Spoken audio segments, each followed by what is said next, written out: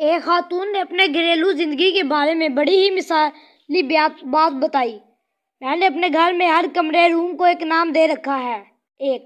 میں نے living room کا نام سلیپ روم رکھا ہے اور جب کبھی اس میں وارد ہوتی ہوں تو ذکر لا الہی پڑھتی رہتی ہوں۔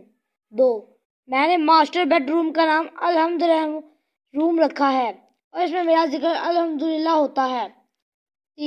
میں نے چلڈرن بیڈ روم کا نام تسبیح روم رکھا ہے اور اس میں میرا ذکر سبحان اللہ ہوتا ہے۔ میں نے کچن کا نام استغفار روم رکھا ہے، اس میں داخل ہوتے ہی ذکر استغفر اللہ پڑھتی ہوں۔ میں نے ڈرائنگ روم یا مہمانوں کے کمرے کا نام درود شریف روم رکھا ہے۔ میں کچن میں کام اور کھانا پکانے کے دوران میں استغفار پڑھتی ہوں۔ ویسے میرا معمول ہے کہ سبزی کترتے وقت درود شریف کا ذکر کرتی رہتی ہوں، جس سے میرے کھانوں میں ایک خاص لذت اور ذائقہ ہوتا ہے۔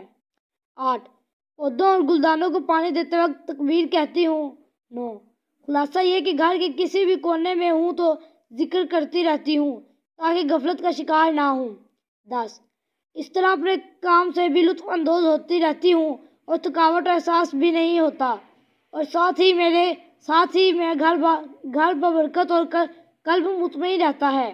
آئیے آپ بھی اس مثالی نسخے پر عمل کیجیے اور گھر کی فضا کو حسین و جمیل بنائیں۔